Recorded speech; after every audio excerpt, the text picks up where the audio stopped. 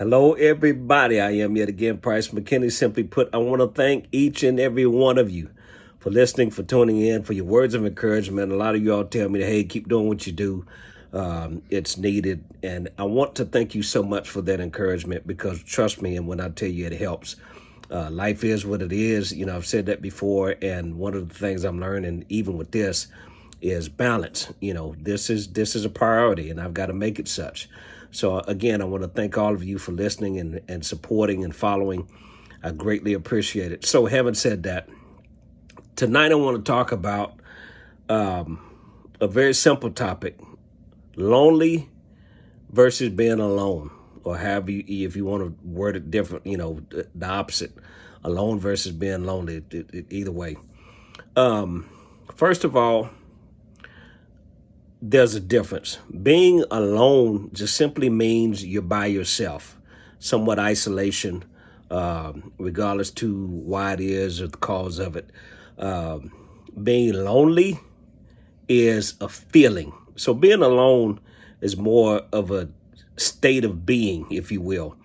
Being lonely is the feeling of being sad because you're alone. And what I want to say to that, you know, first of all, do I deal with that? Absolutely. On a regular basis. Well, how do I deal with it is the question.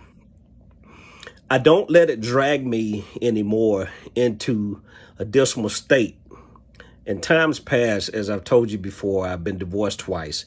And especially the first time, there was a long time in between, even longer now. But the thing that I've learned is instead of running out, trying to find somebody else to fill that void just because I'm dealing with being lonely, I've substituted somebody else for me. What do I mean by that?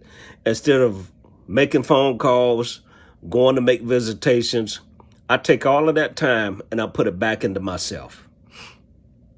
So instead of getting a substitute, I am the substitute. And I know that sounds crazy, but it's a reality. Do I deal with it? Yes, on a regular basis. But I don't let it drag me down.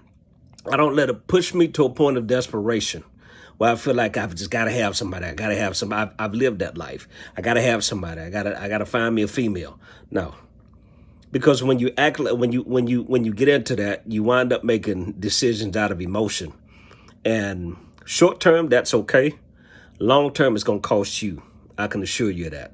So, as I've said before, take the time being alone and pour back into yourself. All of the time, all of the conversations, all of the money you would spend, put that back into you. I've said that before. I'm still doing it. I actively do it. And the reason why is because I've spent so many years where I haven't. Take being alone and don't see it as a negative. Yeah, I understand coming out of a relationship, you know, it happens. I get it. I totally get it. But build yourself, grow you, develop you in the areas that you need work on. Does that make sense? So being alone is, as I said, somewhat of a state of being. Being lonely is the sadness or the feeling of or feeling down because you're alone. And here's what I also want to add to that. Unfortunately, some people are actively in relationships. Some folk even married.